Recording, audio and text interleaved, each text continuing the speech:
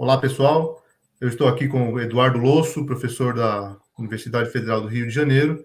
Ele está conversando conosco sobre Hiperativos, uma obra de Christoph Turk, e nós vamos, este é o segundo vídeo, né, a segunda parte da nossa conversa, e gostaria, professor, que você, então, desse continuidade à argumentação deixada em aberto no final do primeiro vídeo, explicando, portanto, aí a tese fundamental do filósofo a respeito de como se dá esse processo, portanto, da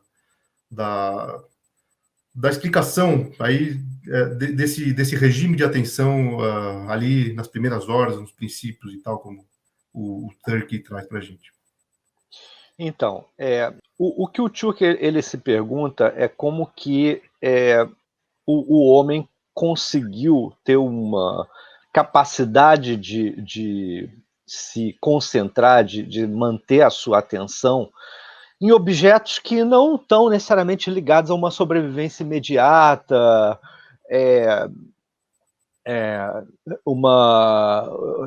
como que o próprio homem conseguiu desenvolver uma retenção de atenção muito demorada em objetos que, a princípio, para um animal não seriam interessantes, certo? Essa é a questão, né?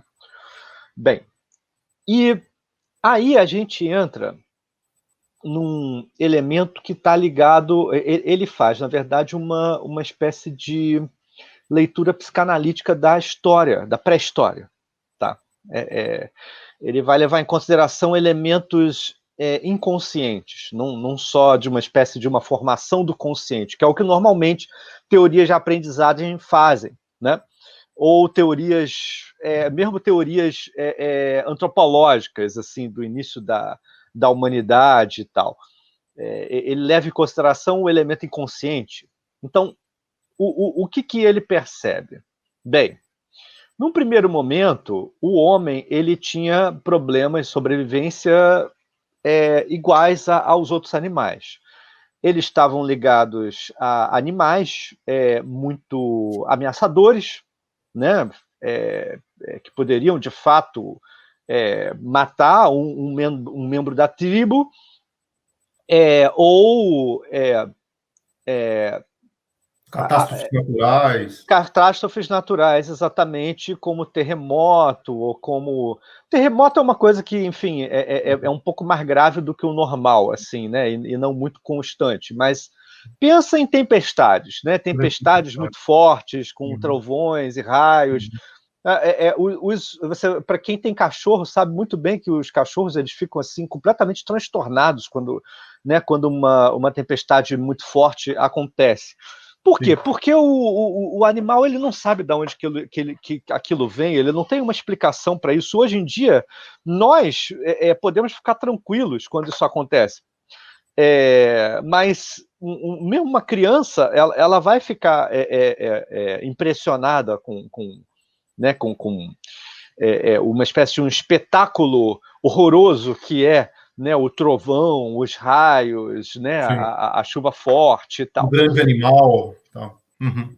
Isso. Então, o homem, como ele não tinha explicação para nada disso, e ele ficava tão transtornado quanto qualquer animal, qualquer mamífero, né?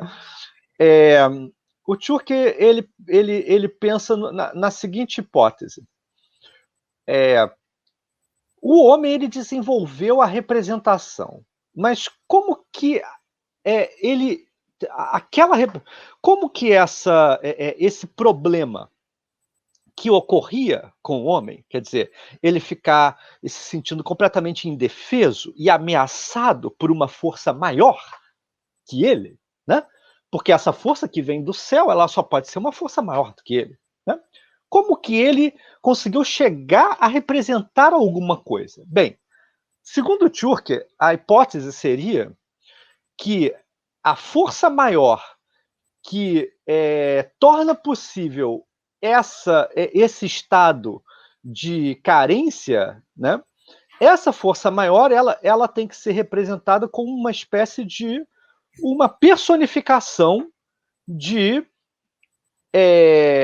alguém que tem o poder de fazer isso, certo? Sim. Então seria uma espécie de Deus primordial. Assim, o Deus primordial, ele não é o Deus do amor, ele é o Deus da ira. Certo? Não é à toa que, se você for estudar né, teologia, você vai ver que o Velho Testamento começa com Deus irado. O Deus sim, do sim. amor, ele que está no Velho Testamento Sim. também, mas o Deus do amor, ele vem muito depois. Sim. É bem recorrente, inclusive, né? Isso. Em várias passagens. Sim. Sim.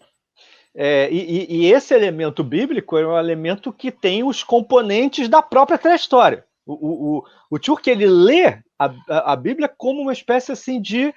É como a gente lê Homero também, é como a gente lê tudo que a gente tem dos primeiros documentos, Gilgamesh e tal.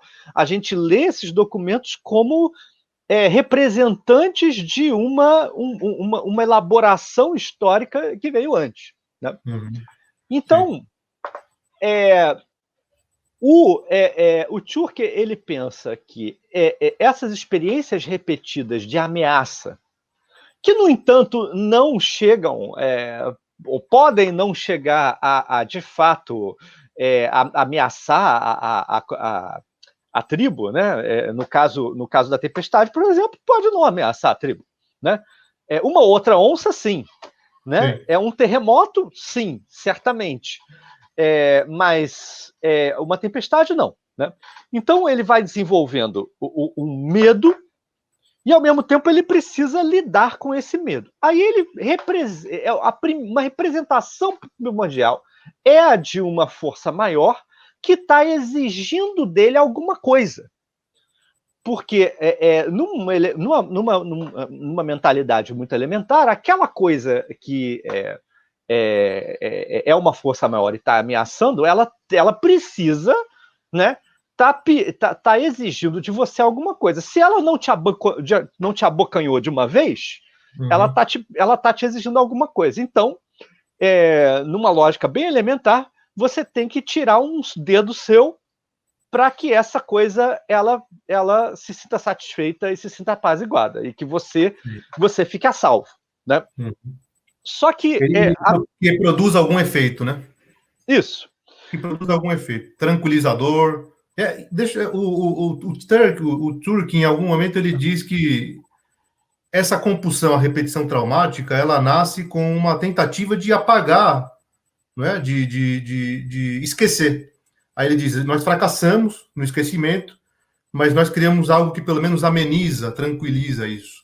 Né? A representação, se ela não nos permite esquecer o horror, ela pelo menos faz com que a gente sinta mais tranquilo, porque a gente de alguma forma dá nome, né? Teatraliza aquilo de alguma forma, dramatiza aquilo e de alguma forma controla. É um pouco esse entendimento?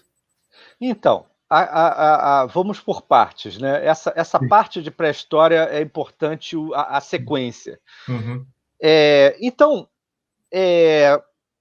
como a mente do homem primitivo, ela não produziu nenhum tipo de subjetividade, nenhum tipo de eu, tá? Não existe um eu de uma pessoa desligado de uma outra pessoa. A mentalidade do homem primitivo é uma mentalidade de tribo, de comunidade. E essa comunidade é que ela é um eu completo. Uma pessoa só da comunidade, ela não introduz uma diferença, né? A tribo inteira, ela está pensando junto, ela é um mesmo pensamento.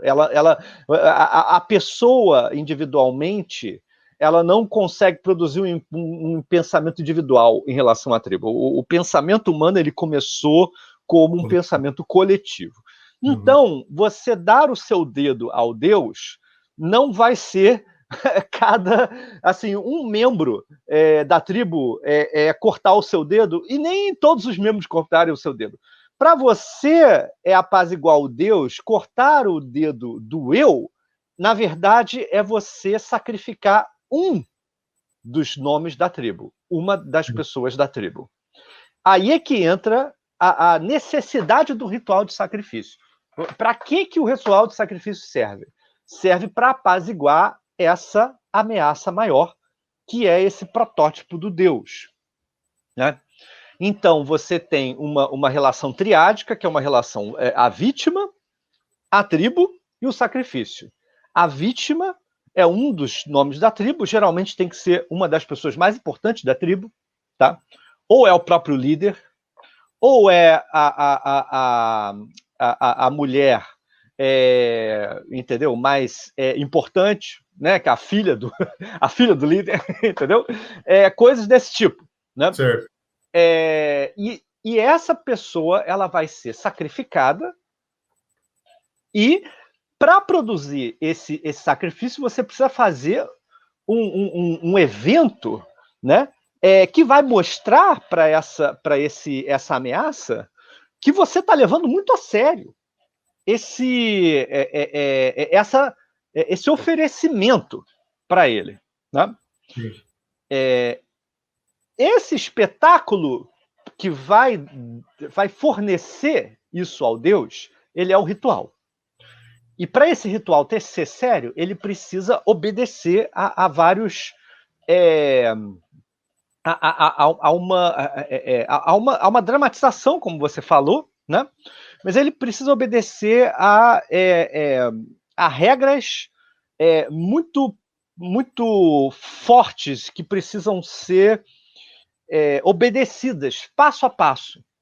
E é nessas regras que começa a aparecer a simbolização. Porque aí você tem a faca, por exemplo, né? A faca é um símbolo. A mesa é outro símbolo, tá? O grito, né? O grito para você chegar, você entrar em contato com Deus e você dizer, aqui está o nosso oferecimento ao sacrifício. Esse grito, ele é um outro símbolo. Aí, a humanidade, basicamente, segundo Tchurk, ela vai produzindo, né, porque o ritual ele é repetitivo. Para o ritual ser ritual, ele tem que se repetir. Reproduzível, né? Reproduzido. Então, assim, a repetição desse ritual, que não é só durante anos, não. É durante gerações, durante milênios. Gerações e gerações vão elaborando rituais cada vez mais sofisticados e complexos, com símbolos cada vez mais sofisticados e complexos, sempre com o mesmo objetivo, entendeu? Você sacrificar alguém da tribo para o Deus. Se alguém me perguntar, não, mas os homens não faziam isso, eles não matavam membros da própria tribo para mandar o Deus. Resposta: basta você estudar hominização, você vai ver que isso de fato acontecia, entendeu? Você tem cadáveres lá, você tem provas disso. Isso acontecia, tá? Me perdoe quem acha que isso é um absurdo, mas isso acontecia, né? E por causa disso, aí você vai fazendo aquilo que o Freud diz que uma pessoa que tem um trauma muito grande também faz. O Freud, ele percebeu que pessoas que participavam da Segunda Guerra, soldados que participavam da Segunda Guerra, por exemplo, eles sonhavam com as piores coisas que acontecia no campo de batalha. Eles ficavam sonhando sempre com a mesma coisa. Ora, a princípio a gente pensa assim, por que uma pessoa vai sonhar logo a pior coisa que ela viveu? Por que ela vai ficar repetindo aquele sonho? E aí, por causa disso, a pessoa ela começa a lavar a mão 10 vezes, 20 vezes. Ela começa a ter reações assim de repetição também, né? Fica com uma paranoia muito grande em relação à limpeza, esse tipo de coisa. E aí, o Tchurk, como leitor do Freud, ele vai perceber o seguinte: na verdade, o ritual ele não é nada mais, nada menos do que uma grande compulsão à repetição traumática. E foi essa compulsão à repetição traumática que os homens desenvolveram sem psicanalista do lado para achar a cura. A compulsão da repetição traumática, ela foi a cura achada naquele momento, né? E naquele momento aquilo também não levou à cura. Também não levou à cura. Naquele momento, aquilo não adiantou nada. Aquilo só matou mais um elemento da tribo, só aumentou o problema, porque aí você né, todos os membros da tribo eles se sentem ameaçados de ser o próximo membro a ser imolado, né? Mas o Tchurk diz, tá, mas isso, pra gente aqui, isso não importa, entendeu? O que importa é o seguinte, é que, com o tempo, isso se tornou uma cura. Isso é a coisa mais interessante, né? Como que a teoria ela mostra uma coisa que parece ser meio absurda, mas é o absurdo que ocorre na história, né? O que aconteceu? Quando o ritual ele foi sendo repetido, ao longo desses milênios, a gente produziu a nossa capacidade de representação. Tanto o estabelecimento dos símbolos, desses símbolos do ritual de sacrifício, como, mais importante ainda, o nome das coisas. O nome da faca, o nome da vítima, o nome do Deus. Né? Essa capacidade de representação, ela introduziu aquilo que o Tchurk chama de espaço mental. Tchurk está aqui se baseando em teorias da imaginação filosóficas, inclusive, né? Isso constitui um espaço mental, que não é mais o espaço que a gente vive todo dia aqui, é o espaço de fato mental, o imaginário, né? E o simbólico, os dois. Você desenvolveu os dois agora, né? E aí, com esse espaço mental, e com o desenvolvimento da linguagem, da gramática e tal, aí sim você vai começar a poder pensar e resolver problemas, né? Por que o Tchurk, enquanto teólogo, é importante para perceber a história? Porque, como eu falei, o Tchurk não é um religioso. O que interessa ao Tchurk é que assim, a teologia ela vai dar muitas respostas para a própria história. Então, tem muito cientista, por exemplo, paleontólogo, por exemplo, que fica projetando a maneira como a gente pensa pragmaticamente. Como que o homem primitivo conseguiu construir uma canoa, entendeu? E aí ele acha que o homem primitivo ele era uma espécie de pré-cientista, entendeu? O que o Tchurk diz é o seguinte, a mentalidade do homem até o século XVIII, entendeu? Ela é uma mentalidade religiosa. Então, para você entender a história, você precisa entender como funciona uma mentalidade religiosa. Né? Sagrado e tudo, sagrado, profano. Exatamente. E aí, esse aspecto assim, de que o homem foi produzindo um ritual, ele só foi se tornando profano não com a modalidade assim, de o homem se tornou cientista. Não. Ele se tornou profano substituindo por outro tipo de religiosidade. Então, no caso, por exemplo, quando chegou o Neolítico, aí você tinha animais à disposição. Aí começou a se pensar, bem, depois de 50 mil anos, você fazendo, né, imolando um homem, né, de repente a gente pode, em vez de dar ao Deus um de nós, a gente pode dar um dos animais, entendeu? Aí você faz sacrifício de animais. Mais adiante, aí, em vez de ser animais, podem ser plantas, e por aí vai, entendeu? Aí você tem um processo de profanização, né? Que é um processo de esclarecimento, que isso a gente pode chamar isso de um processo de maioridade, né? Para usar o termo kantiano. Né? Embora enfim, a estrutura permaneça a mesma, né? Embora sobre a mesma plataforma. Exatamente. Exatamente, isso aqui é interessante, né? Eu espero que eu tenha respondido, porque essa é a parte mais importante para entender tudo. Desculpa se eu demorei, mas depois dessa parte tudo fica mais fácil. Né? Não, é fantástico. É só esse outro ponto que eu gostaria agora de uma explicação, talvez, para esclarecer, porque, veja bem, em determinado momento o Tchurk ele afirma a seguinte coisa, ele diz, olha, o TDAH ele é um distúrbio cerebral apenas enquanto distúrbio cultural, né? Ou seja, ali, então, um pouco ele inverte, né? Ele inverte a questão, uma questão que nós vemos já na casca ali, no acontecimento, no sintoma, no hiperativo e naquela criança que não consegue reter, mas ele diz, tá, isso sim, né? Tem essa questão cerebral, ela existe, a dopamina, ela vai ser algo que pode ser ali introjetado ali naquele cérebro, de alguma forma, para suprir essa demanda, mas eu não sei se é o Nietzsche ou não, que é alguém que diz, olha, toda a fisiologia ela é teleológica, né? Um pouco essa questão. E aí, ou seja, né? Mas tem um fundo cultural que forja tudo isso. Então, será que a gente consegue afunilando a questão nesse sentido, professor? No sentido de explicar, então, essa questão, né? Eu acho que já ficou claro pela sua explicação anterior, desse processo histórico, lógico que é interessante ler tudo isso para se aproximar mais, né, do que o Tsirk está dizendo, mas, ou seja, né, isso é muito, essa expressão é muito significativa, né, ou seja, ele é cerebral, né, desde que ele seja primeiro constatado, então, enquanto elemento da cultura que forja e que emana, e que faz emanar essa questão jamais de fundo fisiológico. Lógico, a gente funciona, mas funciona a partir de uma plataforma cultural construída ao longo de milhões de anos. Então, um pouco um comentário sobre isso.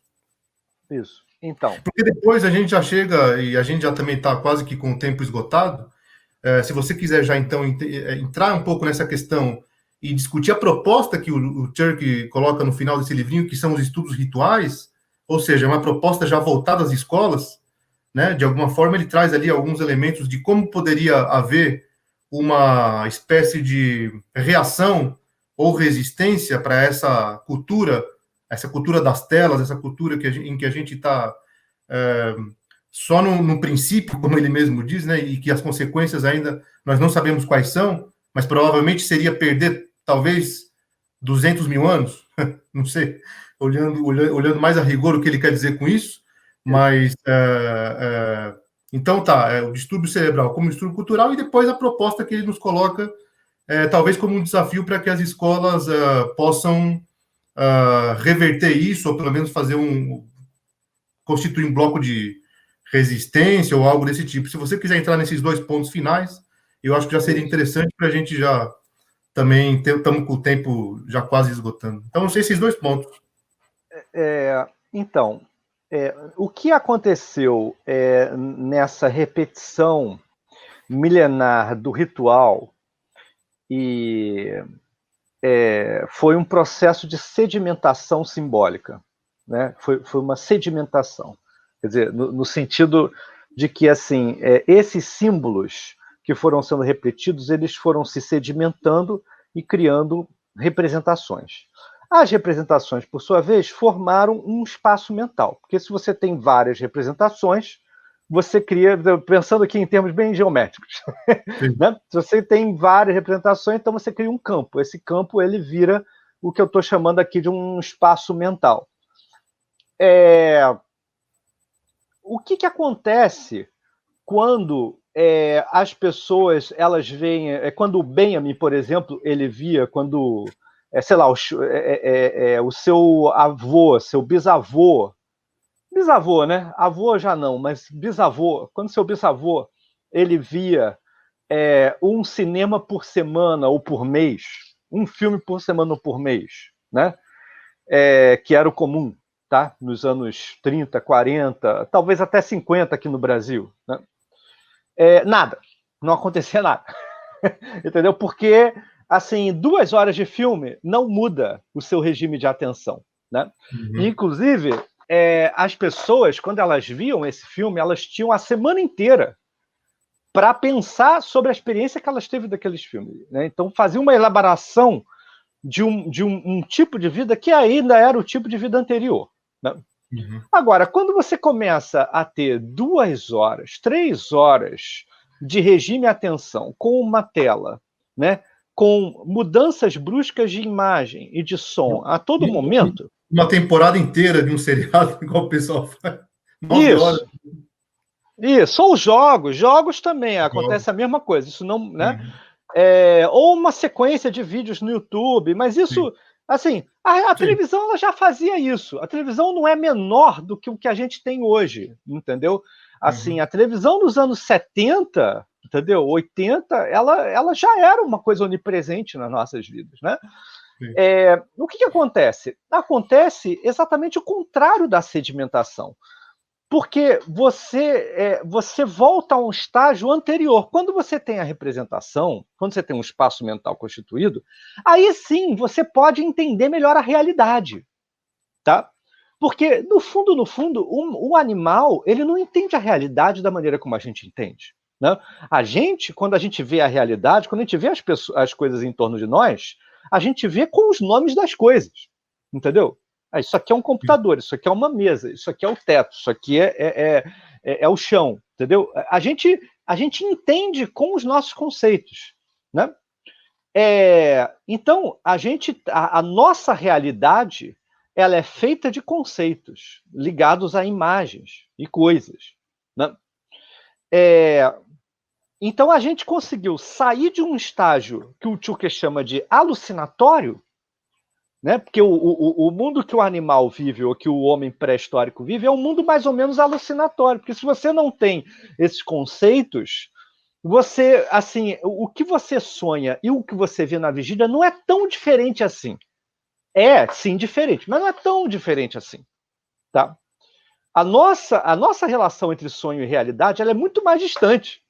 Porque quando a gente sonha, a gente sonha, e aí entra o fator de que a gente sonha com coisas que não estão necessariamente bem representadas. Por isso que é tão estranho, certo? Bem, o que acontece quando a gente vê 2, 3 horas de filme? Ou de qualquer outra coisa? Acontece o seguinte, acontece um novo tipo de alucinação. Entendeu? Você retorna ao estágio alucinatório anterior à apresentação, entendeu? Porque você fica jogando um monte de imagens e sons que não dependem de você, entendeu? Porque quando você vê a realidade, as coisas dependem de você também. Você vai de um cômodo para outro, você sabe o que você está fazendo, você sabe que você está saindo de um lugar, entrando para o outro, que você vai ver objetos diferentes. Né? Que te possibilitam a retenção. Exatamente. Então, quando você vê durante muito tempo um regime de atenção, né, grande, de uma sucessão de imagens e sons que não dependem de você, você vai enfraquecendo as representações e vai retornando a um estágio alucinatório. Isso ele chama de repscotização. Né? É um retorno ao estágio psicótico. Claro que tudo muito leve. Né? É tudo leve.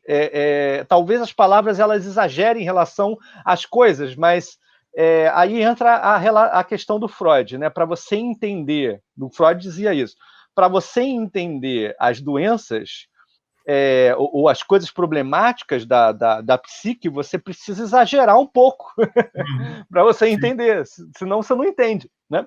Mas você também nem precisa exagerar, porque hoje todo mundo sabe que as coisas estão tão graves que o exagero está na própria realidade também. E é auto-evidente. Então, assim, isso que ele chama de dispersão concentrada é isso. É assim, quanto mais você fica na tela vendo essas mudanças bruscas e tal, você vai enfraquecendo a sua capacidade de imaginar. Você vai enfraquecendo a sua imaginação, porque é a faculdade da imaginação que produz as representações. É basicamente isso. Né? Se você lê um livro, né, eu sou da literatura, enfim, se você lê um livro, você lê um romance, você está fortalecendo a sua imaginação. Porque você está lendo uma coisa e você está imaginando sempre. Né? Quando você vê muito filme, muito cinema, pode ser bom, é uma pena dizer isso. Pode ser o melhor filme possível, entendeu? Mas a questão é o tempo. É o tempo de duração. Às vezes tem filme que não faz muito isso. Às vezes tem filme que, inclusive, produz uma espécie de tentativa de mudar, fazer o contrário, né? Fica muito numa determinada imagem, todo mundo acha aquele filme chato e tal. Mas, enfim, no geral, né? Você vai enfraquecer a sua capacidade de representação e aí você vai enfraquecer a sua concentração. Não há dúvida que isso vai acontecer. Né? Quanto mais você estuda, mais você consegue se concentrar. Quanto menos você estuda, menos você consegue se concentrar. Né? Quanto mais você faz essas outras coisas, né? Quanto mais você joga, certamente que você vai diminuir a sua capacidade de concentração. Então, ou seja, isso que você está me pedindo para colocar, essa questão da cultura, tudo isso vem da cultura. Né? Não é só uma questão química, não é nada disso. Assim, isso vem da cultura. Se você não entender isso, não vai ficar claro. Né? É claro que ele vai ter um efeito químico e fisiológico, né? Mas isso é posterior. É claro. Né? Mas claro. isso vem da nosso próprio hábito. Isso é uma questão de hábito. Né? A gente está mudando os nossos hábitos milenares. É isso que o Tchuca está apontando. E aí entra o fator do vício. Quanto mais você fica num regime de atenção diferente, mais você vai desenvolver o vício pelas telas, o vício pelas máquinas de imagem. As máquinas de imagem, elas produzem aquilo que o Stucker chama de uma imaginação técnica. Você tem uma imaginação humana. A sua imaginação não é uma imaginação técnica. A máquina, ela imagina por você. Perto das imagens tão poderosas, tão nítidas, coloridas da tela, a sua imaginação, ela não é nada. Ela se sente um cara pálido, um índio. Perto de um trator. Ele nos envergonha, né? Disse o Turk. Isso. Você cria uma espécie de... Mas aí entra... Você fez a minha pergunta sobre a resistência. Né? Aí entra a questão da resistência. Como resistir? Para a gente resistir, a gente precisa fortalecer aquilo que é fraco. Esse que é o problema. Né? A gente precisa fortalecer o que é fraco. Se a gente aumentar a nossa relação com essa força que vai nos enfraquecendo, vai enfraquecendo a nossa imaginação, a nossa representação, a nossa capacidade de concentração, a gente está perdido. Então, o único jeito que a gente tem é de encontrar estratégias, né? A gente tem que reformular nossos hábitos, entendeu? Para a gente fortalecer a nossa imaginação. Se você é adulto, então a resposta seria: leia mais literatura, entendeu?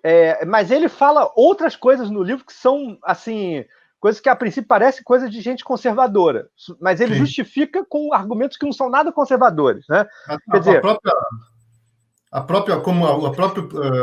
vamos dizer, a própria fundamentação dele, os capítulos anteriores já é um pouco, quer dizer, não tem nada de conservador, ele está explicando, né? Ele faz todo esse esforço interpretativo ali, ou seja, quase, sei lá, 60% talvez do livro, que é justamente para não ser só um discurso conservador, não é isso?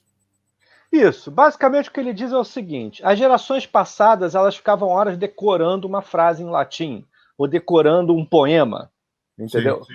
E as gerações dos anos 50 e 60, elas achavam que isso era uma relação autoritária, né, do professor em relação ao aluno. E era mesmo. Né?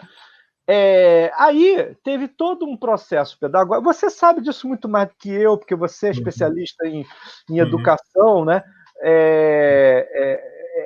Essa libertação, né, de decorar, né, ou de ficar ouvindo contos e lendas e tal, ela parece que foi uma coisa muito boa. Mas com todos esses fatores que eu falei, na verdade, é interessante que os professores, para que os alunos desenvolvam uma representação, uma possibilidade de representação forte, né? É interessante que os professores voltem a decorar coisas para que os alunos também voltem a decorar coisas. Não da maneira autoritária como as gerações passadas faziam, mas com uma forma mesmo de treino. Saber o significado disso, sim. Lógico. Exatamente. Claro. Aí ele fala sobre contos de fadas, né? Essa ideia e os contos de fadas não só pela literatura em si, mas pelos temas ali presentes, né? Então ele fala em um determinado momento, ali você tem personagens bem definidos, né? O homem, a mulher, o trabalho, o castelo, os monstros, o ogro. Então você tem uma estrutura e que permite fazer essa retomada. Isso para as primeiras séries, depois ele vai para os adolescentes e tudo mais, né? Nesse sentido, né? Isso, porque as crianças, elas têm uma mentalidade mítica. Elas têm a mentalidade dos homens pré-históricos. Então, assim, na verdade, o aprendizado ele é quase que uma espécie assim de um desenvolvimento muito rápido daquilo que aconteceu de forma muito lenta. E você tem que respeitar isso, né? Você tem que respeitar esse passo a passo. Então, as crianças, elas precisam dos professores, ou mesmo dos pais, né? Relatando contos de fada, que era o que acontecia com os homens pré-históricos. Elas precisam disso, né? Então, por isso, ele propõe a ideia de que nas escolas a gente tem uma disciplina que seria a disciplina de rituais, de estudos rituais, né? Sim. Uma disciplina que fosse encarregada de produzir rituais mesmo, entendeu?